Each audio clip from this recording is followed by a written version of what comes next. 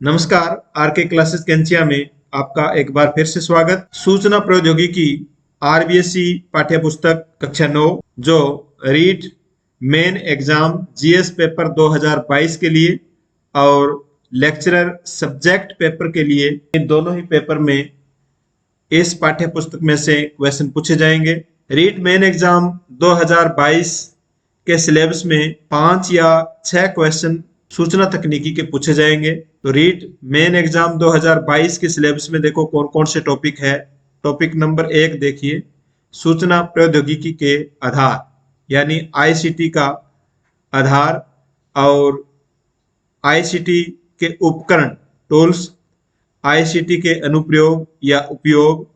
चौथा जो टॉपिक है आईसीटी का सामाजिक प्रभाव यानी आईसीटी का समाज पर क्या प्रभाव पड़ता है। ये सभी टॉपिक आरबीएससी कक्षा 9 की ये पाठ्य पुस्तक है वो कवर करती है। तो रीट की तैयारी करने वाले जो साथी है और लेक्चरर की तैयारी करने वाले जो साथी है वो ये किताब जरूर पढ़ें। और इसकी पीडीएफ आपको टेलीग्राम चैनल पर हाईलाइट पीडीएफ है वो उपलब्ध हो जाएगी। आप हमारे टेलीग्राम चैनल को जरूर ज्वाइन करें जिसकी लिंक है वो डिस्क्रिप्शन बॉक्स में दी गई है। तो शुरू करते हैं चैप्टर नंबर 1 से, कंप्यूटर का परिचय। कंप्यूटर के परिचय में देखिए, कंप्यूटर का आविष्कार 20वीं सदी की एक महान उपलब्धि है। 20वीं सदी की एक महान उपलब्धि है। आज कंप्यूटर को किसी परिचय की आवश्यकता नहीं है। आज जीवन के प्रत्येक क्षेत्र में कंप्यूटर का उपयोग किया जाता है।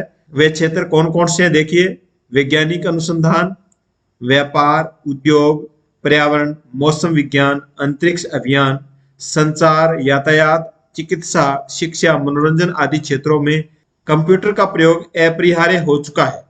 विश्व भर के कंप्यूटरों के परस्पर जुड़ाव से बने संचार तंत्र, इंटरनेट का प्रभाव इतना जबरदस्त रहा कि इसने एक नए युग, सूचना प्रौद्योगिकी युग का सूत्रपात कर दिया। आज के इस सूचना प्रौद्योगिकी के युग में कंप्यूटर के बिना जीवन की कल्पना करना असंभव है। यानी आज के इस युग में कंप्यूटर के बिना जीवन की कल्पना करना असंभव है। मानवता के विकास के सभी क्षेत्रों में कंप्यूटर का योगदान रहा है। कंप्यूटर ने अनेक जटिल समस्याओं को सुलझाया है, बहुत से असंभव कार्यों को संभव बनाया। कंप्यूटर ने अनेक जटिल कार्य, जो जटिल समस्याएं हैं उनको सुलझाया है, असंभव कार्य को संभव बनाया है। भारत जैसे विकासशील देश के लिए कंप्यूटर अत्यंत आवश्यक है, क्योंकि कंप्यूटर राष्ट्र की आर्थिक स्थिति को सुधारने के लिए महत्वपूर्ण भूमिका निभा सकते हैं। यानी कंप्यूटर राष्ट्र की आर्थिक स्थिति को सुधारने के लिए इनका योगदान है वो महत्वपूर्ण है। कंप्यूटर की परिभाषा। कंप्यूटर शब्द की उत्पत्ति अंग्रेजी के कंप्यूट शब्द से हुई है, जिसका अर्थ है गणना या गिनती करना। वास्तव में कंप्यूटर के आविष्कार का जो मूल उद्देश्य था वह क्या था? गणना करने वाली एक मशीन का निर्माण करना। कंप्यूटर का निर्माण इसलिए किया गया था कि हम एक ऐसी मशीन तैयार कर रहे हैं जिसका क्या कार्य होगा? गणना करना होगा। लेकिन आज कंप्यूटर द्वारा किए जाने वाला 80% से अधिक कार्य है वह गणितीय या सांख्यिकीय प्रकृति का नहीं होता है। अतः कंप्यूटर को मात्र एक गणना करने वाली युक्ति के रूप में परिभाषित करना, इसके 80% कार्य को उपेक्षित करना है। यानी आज जो गणना संबंधी कार्य है वह कंप्यूटर पर 20% से ही कम हो रहा है, जबकि 80% से अधिक अन्य कार्य कंप्यूटर से हो रहे हैं। तो जिस उद्देश्य से बनाया था उस उद्देश्य के अलावा भी हम इसका उपयोग 80% उपयोग हम कर रहे हैं। कंप्यूटर में गणना करने की क्षमता के अतिरिक्त तार्किक शक्ति और मेमोरी का भंडार होता है तथा पलक झपकते ही यह निर्देशों की पालना कर सकता है। कंप्यूटर की अधिमान्य परिभाषा निम्न है। कंप्यूटर एक स्वचालित इलेक्ट्रॉनिक मशीन है जिसे हम अपरिष्कृत आंकड़े देकर प्रोग्राम के नियंत्रण द्वारा अर्थपूर्ण सूचनाओं में परिवर्तित कर सकते हैं। अब ये आपको ध्यान रखना है, अपरिष्कृत आंकड़े कौन से है। देखो, अपरिष्कृत आंकड़े सूचनाओं आंकड़ों आदि के रूप में कंप्यूटर को दिए जाने वाले आगम यानी इनपुट्स होते हैं। ये आगम शब्द आपको याद रखना है। आगम इनपुट्स होते हैं, यानी जो कंप्यूटर को कच्चा डाटा दिया जाता है, सूचनाएं दी जाती है, आंकड़े दिए जाते हैं, वो सब क्या होते हैं? इनपुट्स होते हैं। उदाहरण के लिए यदि हम किसी कक्षा में विद्यार्थियों की अंक तालिका बनाना चाहते हैं, तो इसके लिए उन विद्यार्थियों के रोल नंबर, नाम, कक्षा, विषय, प्राप्तांक आदि की आवश्यकता होगी। इन्हीं जानकारियों को अपरिष्कृत आंकड़े कहा जाता है। ये जो रॉ डाटा है, जैसे रोल नंबर आ गया, नाम आ गया, कक्षा, विषय, प्राप्तांक, ये जो आंकड़े हैं ये क्या कहलाते हैं? अपरिष्कृत आंकड़े कहलाते हैं। कंप्यूटर की किसी विशिष्ट भाषा में लिखे गए निर्देशों के समूह को प्रोग्राम कहते हैं। ये आपको जो शब्दावली है इनको अच्छी तरह से याद कर लेना है। देखो, प्रोग्राम, ये शब्दावली के बारे में पूछा जाए, प्रोग्राम किसे कहते हैं? निर्देशों के समूह को प्रोग्राम कहते हैं। कंप्यूटर इन प्रोग्रामों द्वारा नियंत्रित होते हैं। यहां भी हम अंकतालिका का उदाहरण लेते हैं। अंकतालिका निकालने के लिए एक प्रोग्राम बनाना पड़ता है। मान लीजिए इस प्रोग्राम में पहले निर्देश के अंतर्गत रोल नंबर भरना है, फिर नाम, फिर कक्षा, फिर अगले निर्देशों के अंतर्गत विषय व विषयवार प्राप्तांक भरने हैं। उसके बाद प्रोग्राम पलक झपकते ही बिना किसी मानवीय श्रम के सभी प्राप्तांकों का अपने आप योग कर देता है, प्रतिशत निकाल देता है, श्रेणी, वरीयता क्रमांक आदि की जानकारी दे देगा। अर्थपूर्ण सूचनाएं, मीनिंगफुल इंफॉर्मेशन, कंप्यूटर प्रोग्राम के माध्यम से प्राप्त होने वाले वे परिणाम हैं। अर्थपूर्ण सूचनाएं क्या है? देखिए, ये कंप्यूटर प्रोग्राम के द्वारा प्राप्त होने वाले वे परिणाम है जिसका कोई अर्थ निकलता हो तथा वे उपयोगी हो। यानी अर्थपूर्ण सूचनाएं वे है जिनका कोई अर्थ निकलता हो और वे उपयोगी हो। अर्थपूर्ण सूचनाएं अव्यवस्थित, एकाकी, मूल आंकड़ों का व्यवस्थित रूप है। यानी हमने जो अव्यवस्थित डाटा इसके अंदर डाले थे, एकाकी मूल आंकड़े जो डाले थे, उनको व्यवस्थित करने का कार्य है जो कंप्यूटर के द्वारा किया जाता है। और वह कार्य ही क्या है? वह सूचना ही क्या है? अर्थपूर्ण सूचनाएं है। उदाहरण के लिए अंक तालिका में जब परिणाम के रूप में प्राप्तांकों का योग, प्रतिशत, श्रेणी, वरीयता क्रमांक आदि निकालते हैं तो इन्हें अर्थपूर्ण सूचनाएं कहा जाता है। हम डाटा डाल देते हैं और उसके बाद में उसका योग अपने आप हो जाता है, प्रतिशत अपने आप निकल जाता है, श्रेणी, वरीयता क्रमांक सब निकल जाते हैं। यही क्या है? अर्थपूर्ण सूचनाएं है। अब है कंप्यूटर के प्रकार। विभिन्न प्रकार के कंप्यूटरों का आविष्कार विभिन्न उद्देश्यों से किया गया। अतः सामान्य कंप्यूटरों का वर्गीकरण, सामान्य जो कंप्यूटर है उनका वर्गीकरण उनके अनुप्रयोग यानी उपयोग और उनके आकार और उनके उद्देश्य के आधार पर किया जाता है। तो ये तीनों आपको याद रखने हैं। कंप्यूटरों का जो वर्गीकरण किया गया है वो किस आधार पर किया गया है, ये क्वेश्चन पूछा जा सकता है। ऑप्शन ए अनुप्रयोग, ऑप्शन बी आकार, ऑप्शन सी उद्देश्य और ऑप्शन डी उपरोक्त सभी। तो कंप्यूटर का जो वर्गीकरण किया गया है वो इन तीनों के आधार पर किया गया है, अनुप्रयोग, आकार और उद्देश्य। अब हम देखेंगे अनुप्रयोग के आधार पर वर्गीकरण। अनुप्रयोग के आधार पर वर्गीकरण, इसको भी आगे 3 प्रकारों में वर्गीकृत किया गया है। अनुप्रयोग के आधार पर जो वर्गीकरण किया गया है इसको भी आगे कितने प्रकार में वर्गीकृत किया गया है? 3 प्रकार में वर्गीकृत किया गया है। ये 3 प्रकार देखो कौन कौन से हैं। Analog computer, very very important है। देखो, एनालॉग कंप्यूटर, ये कंप्यूटर अंकों पर कार्य न करते हुए, अंकों पर कार्य नहीं करते हैं तो किस पर करते हैं? भौतिक रूप से उपलब्ध डाटा पर सीधे कार्य करते हैं। भौतिक रूप से जो हम डाटा उपलब्ध करवाते हैं उस पर ये सीधे कार्य करते हैं। भौतिक डाटा देखो कौन कौन से हैं? ताप, दाब, लंबाई, विद्युत अथवा अन्य द्रवों के प्रवाह आदि भौतिक राशियों के रूप में होते हैं। इन कंप्यूटरों का उपयोग वहां किया जाता है जहां इन भौतिक राशियों के निरंतर मापन की आवश्यकता होती है। भौतिक राशियों के मापन की जहां आवश्यकता होती है वहां किस प्रकार के कंप्यूटर का उपयोग होता है? एनालॉग कंप्यूटर का। और एग्जाम्पल पूछे तो इंजीनियरिंग, इंडस्ट्रीज, विज्ञान के क्षेत्रों में एनालॉग कंप्यूटर का उपयोग किया जाता है। एनालॉग संकेत तत्व कंटिन्यूज होते हैं। एनालॉग कंप्यूटर एक विशेष उद्देश्य वाली मशीन है, ये इंपॉर्टेंट है। देखो एनालॉग संकेत सतत यानी कंटिन्यूज होते हैं। एनालॉग क्या होते हैं, इस प्रकार ये एनालॉग सिग्नल दे रखा है, कंटिन्यूज होते हैं। तो ये आपको याद रखना है, एनालॉग कैसे होते हैं, संकेत सतत होते हैं या कंटिन्यूज होते हैं। इसके एग्जाम्पल देखिए, एनालॉग जो कंप्यूटर है इसके, जैसे स्पीडोमीटर, घड़ियां, विद्युत मीटर, थर्मामीटर, वोल्टेज मीटर आदि एनालॉग कंप्यूटर के उदाहरण है। ये उदाहरण भी आपको याद रखना है। नेक्स्ट देखिए डिजिटल कंप्यूटर। एनालॉग कंप्यूटर के बाद में दूसरा है डिजिटल कंप्यूटर। ये कंप्यूटर अंकों पर कार्य करते हैं। एनालॉग कंप्यूटर है वो भौतिक आधार पर कार्य करते थे, भौतिक डाटा पर कार्य करते थे, जबकि डिजिटल जो कंप्यूटर है अंकों पर कार्य करते हैं। डिजिट यानी अंक, ये उन्हीं डाटा पर कार्य करते हैं जो बाइनरी डिजिट के रूप में होते हैं। डिजिट कैसे होने चाहिए, बाइनरी डिजिट होनी चाहिए। डिजिट कंप्यूटर में सभी डाटा व निर्देश एक साथ इनपुट किए जाते हैं। डिजिटल जो कंप्यूटर होता है उसमें सभी डाटा और निर्देश इनपुट किए जाते हैं।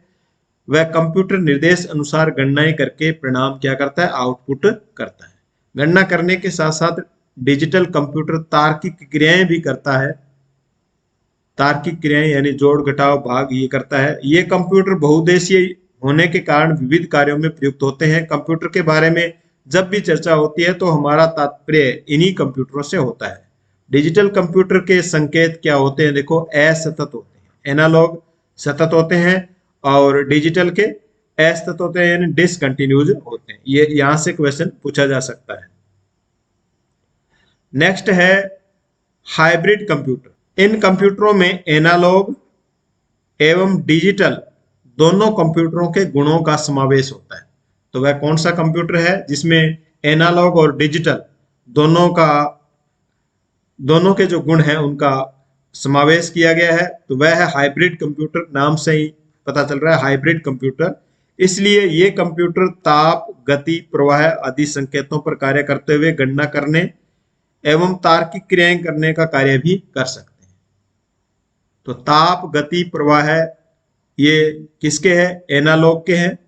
और गणना करना, तार्किक क्रियाएं करना ये किसके गुण है, ये डिजिटल कंप्यूटर के गुण है। तो दोनों ही जो कंप्यूटर है उन दोनों के गुणों को मिलाकर इसके अंदर समावेश किया गया है, यानी दोनों के जो गुण है उन पर ये कार्य कर सकता है हाइब्रिड कंप्यूटर। इनका आउटपुट अंकों व मापने की किसी इकाई के रूप में होता है। हाइब्रिड कंप्यूटर का उपयोग चिकित्सा के क्षेत्र में खूब हो रहा है। ये याद रखना, हाइब्रिड जो कंप्यूटर है वो उसका सर्वाधिक उपयोग किस क्षेत्र में हो रहा है, चिकित्सा के क्षेत्र में हो रहा है। तो यहां से क्वेश्चन पूछा जा सकता है। जहां ये रोगी के तापमान, देखो क्या काम आता है, रोगी का तापमान, धड़कन, रक्तचाप आदि को एनालॉग सिग्नल के रूप में ग्रहण कर फिर उन्हें डिजिटल सिग्नल में बदलकर परिणाम को अंकों के रूप में प्रदर्शित करता है। वेरी इंपॉर्टेंट है। यहां पर देखिए हाइब्रिड, यहां से क्वेश्चन बन सकते हैं। नेक्स्ट देखिए, अब है आकार के आधार पर वर्गीकरण। इससे पहले हमने पढ़ा है अनुप्रयोग के आधार पर। कंप्यूटर का जो वर्गीकरण किया गया है वह 3 प्रकार से किया गया है, अनुप्रयोग के आधार पर और आकार के आधार पर, और तीसरा है उद्देश्य के आधार पर। तो अनुप्रयोग के आधार पर हमने 3 प्रकार इसके पढ़े, कौन कौन से, एनालॉग कंप्यूटर और डिजिटल कंप्यूटर, हाइब्रिड कंप्यूटर। अब हम पढ़ेंगे आकार के आधार पर। आकार के आधार पर इसका जो वर्गीकरण किया गया है ये 4 प्रकारों में वर्गीकृत किया गया है आकार के आधार पर। इसमें देखिए नंबर 1 पर है माइक्रो कंप्यूटर। ये आकार में छोटे व कम कीमत के होते हैं। आकार में छोटे होते हैं तो कीमत इनकी कम होती है। घरों, कार्यालयों, विद्यालयों आदि में लगे कंप्यूटर प्राय माइक्रो कंप्यूटर ही होते हैं। इनमें एक ही सीपीयू होता है। माइक्रो कंप्यूटर में एक ही सीपीयू होता है। इन कंप्यूटरों की संग्रहण क्षमता, मेमोरी तथा कार्य करने की गति अपेक्षाकृत कम होती है। इन पर एक समय में एक ही व्यक्ति कार्य कर सकता है, अतः इन्हें पर्सनल कंप्यूटर पीसी भी कहते हैं। पीसी भी कई प्रकार के होते हैं। देखो माइक्रो कंप्यूटर भी आगे कई प्रकार में विभाजित किया गया है, इसका वर्गीकरण आगे किया गया है। देखते हैं कौन कौन से हैं माइक्रो कंप्यूटर, जिसको हम पीसीबी कहते हैं, पर्सनल कंप्यूटर कहते हैं। इसमें है डेस्कटॉप कंप्यूटर। माइक्रो कंप्यूटर को आगे वर्गीकृत किया गया है डेस्कटॉप कंप्यूटर में। डेस्क कंप्यूटर वे होते हैं जिनको टेबल पर रखकर कार्य किया जाता है, साइज में थोड़े बड़े होते हैं। इसमें सीपीयू, मॉनिटर, कीबोर्ड और माउस होते हैं। नेक्स्ट देखिए, डेस्कटॉप के बाद में लैपटॉप कंप्यूटर। ये ब्रीफ केस के समान होते हैं। प्रश्न पूछा जा सकता है कौन से कंप्यूटर ब्रीफ केस के समान होते हैं, तो लैपटॉप कंप्यूटर। यह साइज में छोटे होते हैं, इनको एक स्थान से दूसरे स्थान पर आसानी से ले जा सकते हैं। इसे व्यक्ति अपनी गोद में रखकर कार्य कर सकता है। इसमें देखिए सीपीयू, मॉनिटर, कीबोर्ड, माउस एक ही में सम्मिलित होते हैं। पावर के लिए इसमें बैटरी होती है।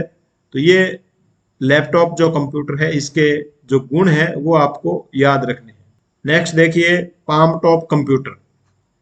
पाम मीन्स हथेली। यह लैपटॉप कंप्यूटर से साइज में छोटे होते हैं, जिनको हथेली पर रखकर चलाया जाता है। ये साइज में छोटे और वजन में हल्के होते हैं। इसमें भी पावर के लिए बैटरी होती है और इसकी कार्य क्षमता लैपटॉप से थोड़ी क्या होती है, कम होती है। ये है पाम टॉप कंप्यूटर। नेक्स्ट देखिए, notebook computer. Notebook computer laptop computer के समान ही होते हैं, जिसको गोदी में रखकर चलाया जाता है। इन कंप्यूटर को एक स्थान से दूसरे स्थान पर आसानी से ले जा सकते हैं। सीपीयू, कीबोर्ड, माउस एक साथ होते हैं। इनकी कार्य क्षमता है वो लैपटॉप से कम होती है। टैबलेट कंप्यूटर, ये मोबाइल से थोड़े बड़े होते हैं, इनको उंगलियों से द्वारा चलाया जाता है। नेक्स्ट देखिए, मिनी कंप्यूटर। माइक्रो कंप्यूटर के बाद में जो आकार के आधार पर दूसरा जो कंप्यूटर है वह है मिनी कंप्यूटर। ये मध्यम आकार के सामान्य उद्देश्य वाले कंप्यूटर होते हैं। माइक्रो कंप्यूटर की तुलना में अधिक कार्यशील होते हैं, शक्तिशाली होते हैं, अधिक कीमत वाले होते हैं। इनकी संग्रहण क्षमता, मेमोरी, कार्य करने की गति अपेक्षाकृत अधिक होती है। एक से अधिक सीपीयू। देखो माइक्रो कंप्यूटर में एक सीपीयू होता है, जबकि मिनी कंप्यूटर में एक से अधिक सीपीयू होते हैं। इन पर एक समय में एक से अधिक व्यक्ति कार्य कर सकते हैं। इनका उपयोग बड़े कार्यालयों, बैंक आदि में किया जाता है। तो बड़े कार्यालय और बैंक आदि में किसका उपयोग किया जाता है, मिनी कंप्यूटर का किया जाता है। इसमें एक से अधिक व्यक्ति कार्य कर सकते हैं, एक से अधिक सीपीयू होते हैं और ये माइक्रो कंप्यूटर से अधिक कार्यशील, शक्तिशाली और इसकी कीमत भी अधिक होती है। नेक्स्ट देखिए, 3 नंबर जो इसमें कंप्यूटर है जो आकार के आधार पर है, उसमें है मेन फ्रेम कंप्यूटर। ये एक बार फर्स्ट ग्रेड में इसमें क्वेश्चन पूछा गया था। मेन फ्रेम कंप्यूटर ये आकार में बहुत बड़े होते हैं। इनकी संग्रहण क्षमता, मेमोरी, कार्य करने की गति बहुत अधिक होती है। इन कंप्यूटरों पर एक समय में कई व्यक्ति कार्य कर सकते हैं। अधिक महंगे होते हैं। इसका उपयोग रेलवे आरक्षण, बीमा कंपनियों, अनुसंधान संस्थाओं, बड़े व्यावसायिक संगठनों में किया जाता है। तो ये उपयोग भी याद रखना है। और इनके उदाहरण देखिए मेन फ्रेम कंप्यूटरों के, IBM 4300, IBM 4381, VAX 8842 आदि मेन फ्रेम कंप्यूटरों के उदाहरण है। तो ये भी आपको याद रखने हैं। भी ये जो कंप्यूटर है ये किसके उदाहरण है, मेन फ्रेम कंप्यूटर। नेक्स्ट, इसका जो चौथा वर्गीकरण किया गया है आकार के आधार पर, वह है सुपर कंप्यूटर। ये आकार में सबसे बड़े कंप्यूटर होते हैं। इनकी संग्रहण क्षमता, मेमोरी, कार्य करने की गति सबसे ज्यादा होती है। अधिक जटिल एवं उच्च कोटि की शुद्धता वाली गणनाएं सुपर कंप्यूटर से ही संभव है। ये कंप्यूटर सबसे महंगे होते हैं और इनकी कीमत अरबों रुपयों में होती है। इन पर अनेक व्यक्ति एक साथ कार्य कर सकते हैं। इनका उपयोग देखो किस में होता है, वैज्ञानिक अनुसंधान संगठन, मौसम की भविष्यवाणी करने, अंतरिक्ष अनुसंधान प्रयोगशालाओं में, रक्षा संगठनों, नाभिकीय संयंत्रों को नियंत्रित करने, आनुवंशिकी, अभियांत्रिकी आदि में इनका उपयोग किया जाता है सुपर कंप्यूटर का। और सुपर कंप्यूटर के भी आगे देखो कौन कौन से उदाहरण है, परम, करे, NEC, CDC आदि सुपर कंप्यूटर के उदाहरण हैं। तो हमने आकार के आधार पर 4 प्रकार के कंप्यूटर पढ़े और इसमें जो चौथा है सुपर कंप्यूटर, उसमें देखो परम देखिए, सुपर कंप्यूटर का विकास भारत में पुणे स्थित सी डेक यानी centre for development of advance computing. यहाँ पर ये सी डेक कहाँ पर है? पुणे में स्थित है, भारत में। यहाँ पर किसका निर्माण किया गया, किसका विकास किया गया? सुपर कंप्यूटर का विकास किया गया। तो ये आपको याद रखना है। यह पूर्णतः भारतीय कंप्यूटर है। इसका निर्माण भारत के लिए एक बहुत बड़ी वैज्ञानिक उपलब्धि है। परम एक से बढ़कर एक, अनेक उत्कृष्ट स्वरूप, परम से भी आगे उत्कृष्ट स्वरूप आ गए, देखो वर्जन आ गए हैं। परम 10,000, परम अनंत, परम पदम, ये इसके वर्जन है परम के। तो ये भी आपको याद रखने हैं। इन सुपर कंप्यूटरों का उपयोग भारत में ही नहीं विदेशों में भी हो रहा है। वहां ये दिनों दिन अधिक लोकप्रिय होते जा रहे हैं। इन कंप्यूटरों की कार्य क्षमता अद्वितीय है।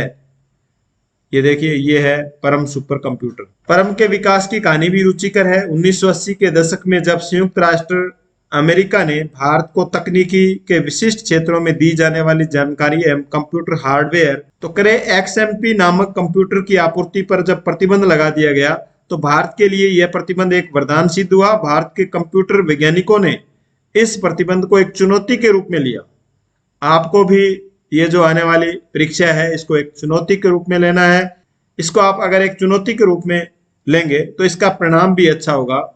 तो इसी प्रकार भारत में जो कंप्यूटर संबंधी अमेरिका के द्वारा जो जानकारी दी जा रही थी, उसको बंद कर देने के बाद में भारतीय वैज्ञानिकों ने इसे एक चुनौती के रूप में लिया और सफलता मिली। एक विलक्षण गुणों और अद्वितीय क्षमता वाले परम सुपर कंप्यूटर का इन्होंने विकास कर लिया। परम एक बहुउपयोगी सुपर कंप्यूटर है। इसका उपयोग मुख्य विस्तृत क्षेत्र में मौसम की भविष्यवाणी करने में, औषधि डिजाइनिंग व आणविक मॉडल बनाने में, सुदूर संवेदन रोगों के इलाज आदि कार्य में किया जाता है। अंतरिक्ष एवं नाभिकीय कार्यक्रमों में आने वाली विभिन्न समस्याओं का समाधान करने में परम का उल्लेखनीय योगदान रहा है। देश के विभिन्न भागों में उपस्थित तेल व गैस के भंडारों का भी पता लगाया जा सकता है। इससे परम का विकास भारतीय वैज्ञानिकों और इंजीनियरों की क्षमता एवं निष्ठा का एक शानदार नमूना है। तो इसके सभी जो गुण है वो आपको याद रखना। अब है कंप्यूटर के उपयोग। कंप्यूटर के क्या उपयोग है? देखिए, कंप्यूटर का उपयोग बड़ा व्यापक है। आज जीवन में कंप्यूटर की उपयोगिता इतनी अधिक हो गई कि आज का युग कंप्यूटर का युग कहलाता है। कंप्यूटर के आविष्कार से बहुत सी गणनाएं जो मानव के वश की बात नहीं थी, अब आसान हो गई है। वस्तुतः कंप्यूटर का आविष्कार गणना को स्वचालित व परिशुद्धता से करने के उद्देश्य से हुआ था। अब ये किस लिए हुआ था कंप्यूटर का आविष्कार? गणना को स्वचालित अपने आप करना और उसको परिशुद्धता से करना। ऐसे क्षेत्र जिनमें समयबद्धता एवं परिशुद्धता की अत्यधिक आवश्यकता होती है, कंप्यूटर का उपयोग अपरिहार्य है।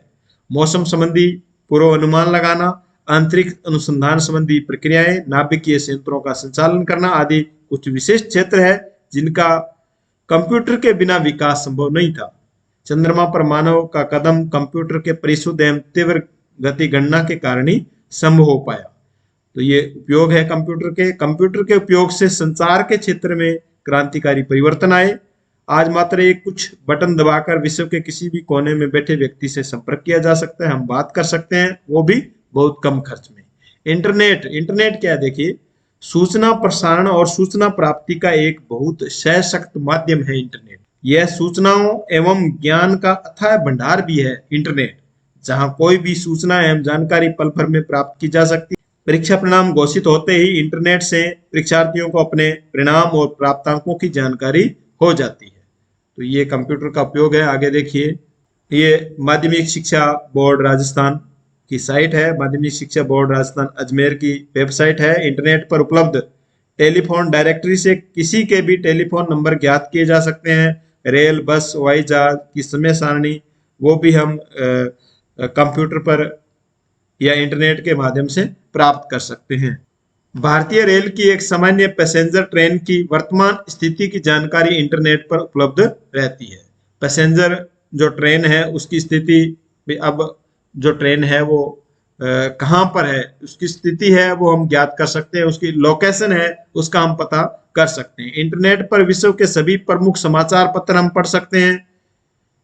और अगर हम विश्व के किसी भी कोने में बैठे हैं तो राजस्थान के समाचार पत्र हम पढ़ सकते हैं, घर बैठे ट्रेन का रिजर्वेशन करवा सकते हैं, टेलीफोन बिल, बैंक बैलेंस आदि की जानकारी ले सकते हैं। शायद ही कोई ऐसी सूचना या जानकारी हो जो इंटरनेट पर उपलब्ध नहीं हो। अनुसंधान करता हूं और लेखकों के लिए तो एक इंटरनेट एक बहुत अच्छे संदर्भ स्रोत का कार्य करता है। इंटरनेट पर उपलब्ध ईमेल के द्वारा संदेशों को एक कंप्यूटर से दूसरे कंप्यूटर पर भेजा जा सकता है। ईमेल के द्वारा, ईमेल से संदेश भेजने में बहुत कम खर्च आता है, समय की भी बचत होती है। जिस क्षण संदेश भेजा जाता है दूसरे ही क्षण विश्व के किसी भी कोने में स्थित कंप्यूटर पर पहुंच जाता है।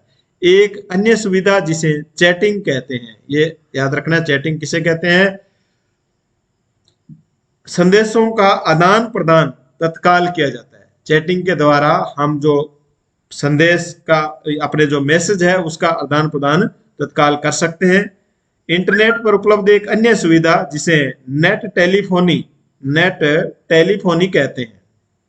नेट टेलीफोनी क्या है? देखो, इसका उपयोग करके किसी भी फोन से संपर्क स्थापित किया जा सकता है। नेट टेलीफोनी में सामने वाले व्यक्ति के पास कंप्यूटर होना जरूरी नहीं है। नेट टेलीफोनी से विदेशों में बातचीत करने का जो खर्च है वो बहुत ही कम है। अब नेट टेलीफोनी भारत में भी वैध हो गई है। वीडियो कॉन्फ्रेंसिंग में तो टेलीफोन पर बातचीत करते हुए एक दूसरे को देखा भी जा सकता है। तो ये चैटिंग है, नेट टेलीफोनी है, और कॉन्फ्रेंसिंग, वीडियो कॉन्फ्रेंसिंग है। ये जो शब्दावली है, इंटरनेट है, ये शब्दावली आपको याद करनी है। ये ईमेल का प्रारूप दिया गया है, जो ईमेल आता है उसका प्रारूप है। व्यापारिक जगत में कंप्यूटर का उपयोग बहुत बड़ा है। साधारण हिसाब किताब या लेखा जोखा संधान करना, राष्ट्रीय अंतर्राष्ट्रीय शेयर बाजार का प्रबंधन करना आज कंप्यूटरों द्वारा ही किया जा रहा है। कंप्यूटर और इंटरनेट के संयोग से एक नई व्यापार प्रणाली प्रचलन में आई जिसे क्या कहते हैं? ई कॉमर्स कहते हैं। कंप्यूटर और इंटरनेट दोनों के संयोग से एक नई व्यापार प्रणाली आई है जिसे क्या कहते हैं? ई कॉमर्स कहते हैं। वस्तुओं और सेवाओं को इंटरनेट के जरिए खरीदना और बेचना ही क्या कहलाता है? ई कॉमर्स कहलाता है। इसमें उत्पादकों एवं विक्रेताओं को वस्तुएं एवं सेवाओं के विश्वव्यापी बाजार मिल जाते हैं तथा व्यापारिक सूचनाओं के आदान प्रदान के समय और लागत में भारी कमी हुई। आज गृहिणियां इंटरनेट के द्वारा अपने घरेलू उपयोग की वस्तुएं घर बैठे ही खरीद रही है। घर बैठे सिनेमा के टिकट, होटलों की बुकिंग, यात्रा टिकटों के रिजर्वेशन कराए जा रहे हैं। ई कॉमर्स का ही एक भाग है ई बैंकिंग।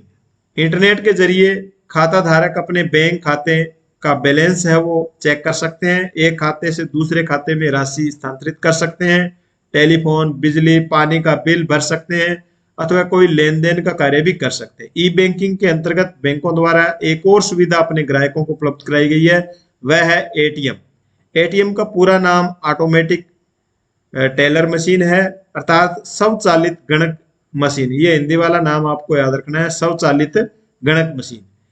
एटीएम द्वारा जमाकर्ता किसी भी समय किसी भी स्थान पर रकम निकलवा सकता है। एटीएम का जो प्रचलित अर्थ है, ये प्रचलित अर्थ भी आपको ध्यान में रखना है, एनी टाइम मनी। एटीएम का प्रचलित अर्थ क्या है? Any time money. तो ये एटीएम का है। कई बार चोर है वो इसको उखाड़ कर भी ले जाते हैं। कार्यालयों में टाइपराइटर के स्थान, टाइपराइटर का जो स्थान है वो कंप्यूटर ने ले लिया है। पहले टाइपराइटर होते थे, उनका स्थान कंप्यूटर ने ले लिया। इसके अतिरिक्त कार्यालयों में होने वाले सभी कार्यों का लेखा जोखा, संस्थापन, विवरण वेतन का बनाना, संधारण कार्य भी कंप्यूटर ही करता है। कंप्यूटर ने पेपरलेस ऑफिस की अवधारणा को जन्म दिया है। प्रशासनिक नियंत्रण के लिए ई गवर्नेंस का सहारा लिया जा रहा है। वेरी इंपॉर्टेंट है, प्रशासनिक नियंत्रण के लिए ई गवर्नेंस का सहारा है वो लिया जा रहा है। पुस्तकालय में पुस्तकों का संपूर्ण ब्यौरा, पुस्तकालय सदस्यों का पूरा रिकॉर्ड, पुस्तकों को देना लौटाना आदि अभिलेख कंप्यूटर द्वारा आसानी से रखा जा सकता है। प्रकाशन मुद्रण कार्यों में भी अब कंप्यूटर का उपयोग होता है। ये कार्य डेस्कटॉप पब्लिशिंग यानी डीटीपी ये फुल फॉर्म भी पूछी जा सकती है। परंपरागत छपाई का कार्य भी बहुत अब आसान हो गया है। परंपरागत छपाई का जो कार्य था, जो दुष्कर और श्रम साध्य हुआ करता था, किंतु अब कंप्यूटर के उपयोग से ये बहुत आसान हो गया है। चिकित्सा के क्षेत्र में रोगों के निदान, उनके इलाज, शल्य क्रिया, रोगियों की गहन निगरानी आदि कार्यों में भी कंप्यूटर का उपयोग खूब किया जा रहा है। अल्ट्रासाउंड, सीटी स्कैन यानी कंप्यूटराइज्ड टोमोग्राफी, MIR, MRI आदि कुछ परीक्षण ऐसे हैं जिनका उपयोग विभिन्न बीमारियों विकृतियों को पता लगाने के लिए किया जाता है। इन परीक्षणों में कंप्यूटर जनित चित्रों के माध्यम से रोगों का निदान बड़ी आसानी से हो जाता है।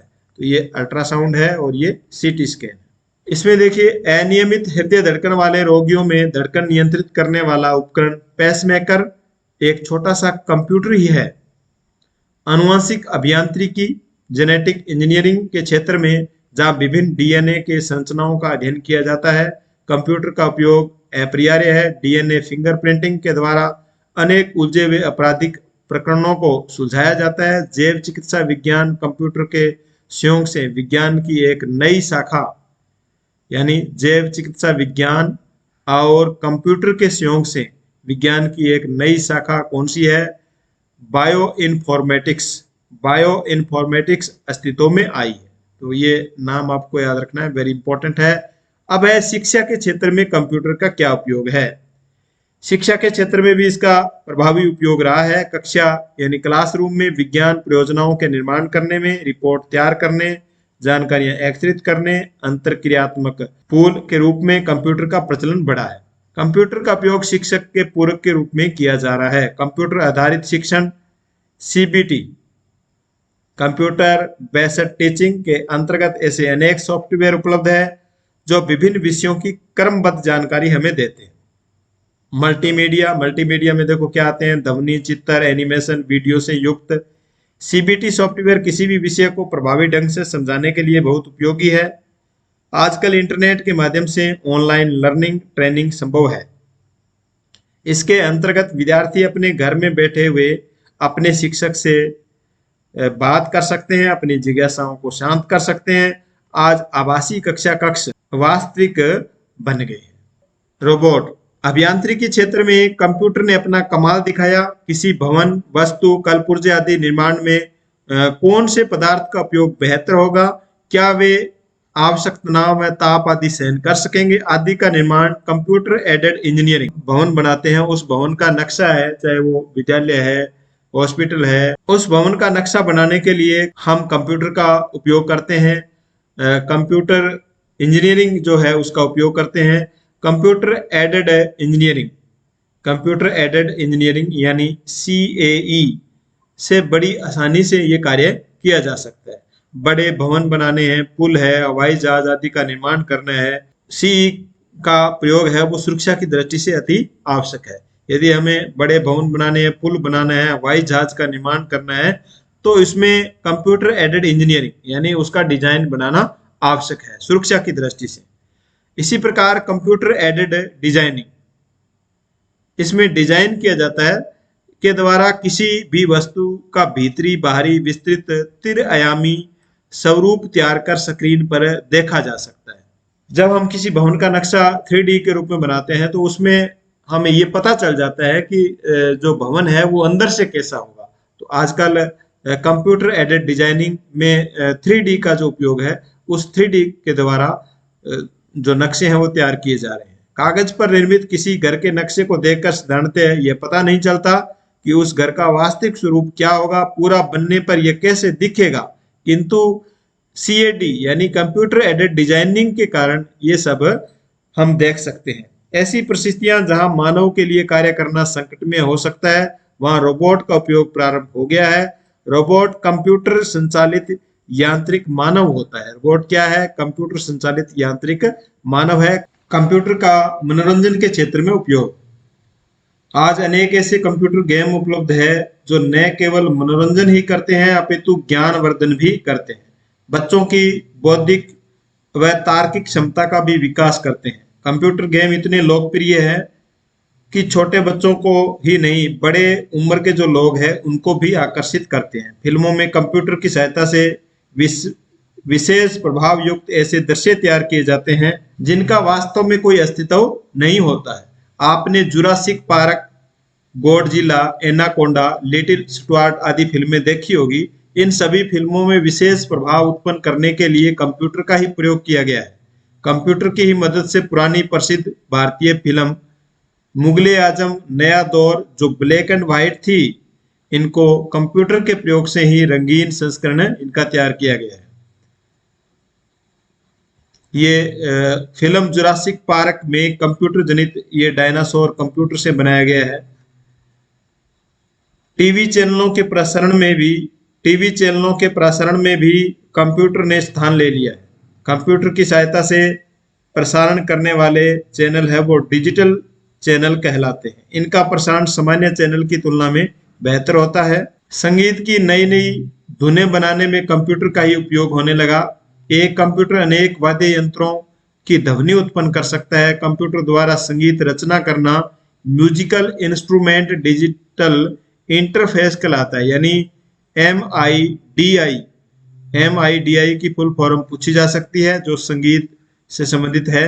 कंप्यूटर आज हमारे घरों में भी प्रवेश कर गया है, जहां शिक्षा, मनोरंजन, पत्र लेखन, ईमेल, चैटिंग, इंटरनेट आदि विभिन्न जानकारियां हमें प्राप्त होती है। अब है कंप्यूटर की विशेषताएं। कंप्यूटर आधुनिक युग के विकास में एक महत्वपूर्ण भूमिका निभा रहा है। आइए देखें कि कंप्यूटर में ऐसी कौन सी विशेषता है जो इसे इतना महत्वपूर्ण बना रही है। तो ये कंप्यूटर की विशेषताएं हैं, जैसे स्पीड में कंप्यूटर बहुत अधिक तीव्र गति से कार्य करता है। जटिल से जटिल गणनाओं को भी कुछ सेकंड में हल कर देता है। पर्सनल कंप्यूटर अरबों गणनाओं को एक सेकंड में कर सकता है। किसी कार्य को यदि कंप्यूटर 1 मिनट में पूरा करता है तो हो सकता है मानव को उसको पूरा करने में संपूर्ण जीवन लग जाए। शुद्धता, कंप्यूटर से प्राप्त जो परिणाम है वे शुद्ध होते हैं। कंप्यूटर को एक बार सही निर्देश देने के बाद सारे परिणाम सही वह निकालता है। कंप्यूटर कभी गलती नहीं करता है। कंप्यूटर से प्राप्त परिणामों में होने वाली गलतियां मानवीय गलतियों के कारण होती है। कंप्यूटर में खराबी आने से या वायरस आ जाने से वह गलत परिणाम निकाल सकता है। क्षमता, कंप्यूटर कार्य करते कभी थकता नहीं है। निरंतर कई घंटों तक वह कार्य एकाग्रता और गति के साथ करता रहता है। स्मरण शक्ति, पावर, रिमेम्बरिंग, कंप्यूटर भी मानव मस्तिष्क की तरह स्मरण शक्ति होती है। कंप्यूटर में लाखों करोड़ों आंकड़े उसमें सेव रहते हैं। नेक्स्ट है व्यापक उपयोगिता। कंप्यूटर का प्रयोग अनेक तरह के कार्यों में किया जाता है। स्कूल, कॉलेज, अस्पताल, फैक्ट्री, घर, कार्यालय, अनुसंधान, मौसम विज्ञान, मनोरंजन आदि के क्षेत्रों में कंप्यूटर की महत्वपूर्ण भूमिका होती है। स्वचालन, कंप्यूटर में स्वचालन का गुण होने से इसका प्रयोग मानव श्रम समय की बचत होती है। संग्रह क्षमता, स्टोरेज, कंप्यूटर की संग्रह क्षमता बहुत अधिक होती है। इसमें लाखों करोड़ों आंकड़े संग्रह सेव रखे जा सकते हैं। अब है कंप्यूटर की सीमाएं। कुछ कंप्यूटर के लिमिटेशन भी है, दोष भी है। वो कौन कौन से देखिए। कंप्यूटर में सोचने समझने की क्षमता नहीं होती है। यह एक जड़ मशीन है। ये सभी फैक्ट आपको याद रखने हैं। केवल दिए गए निर्देशों पर ही कार्य करता है। बुद्धिमत्ता की दृष्टि से 2 वर्ष का बालक भी एक कंप्यूटर से अधिक बुद्धिमान होता है। वर्तमान में कुछ उच्च कोटि के कंप्यूटरों में कृत्रिम बुद्धि डालने का प्रयास किया जा रहा है। संभव है कि कुछ समय बाद ऐसा हो सके। कंप्यूटर तकनीकी में तेजी से परिवर्तन होता रहता है। पुराने कंप्यूटर कम उपयोगी रह जाते हैं। अपने कंप्यूटर ले आए, उसमें तेजी से परिवर्तन हो जाता है तो वो हमारे लिए उपयोगी नहीं रहते हैं, इसलिए ये महंगा पड़ता है। कंप्यूटर में संग्रहित महत्वपूर्ण सूचनाओं को सुरक्षित रखने के उपाय करने पड़ते हैं। इन्हें सबसे अधिक खतरा कंप्यूटर वायरस से होता है। ई कॉमर्स, ई बैंकिंग, ATM आदि की जो सेवाएं चल रही है उसमें भी आजकल धोखाधड़ी के मामले सामने आने लगे हैं। तो ये हमने कंप्यूटर के अनुप्रयोग, हानियां, ये सब पढ़े। नेक्स्ट है कंप्यूटर की पीढ़ियां। ये हम नेक्स्ट वीडियो में पढ़ेंगे। तब तक के लिए जय हिंद।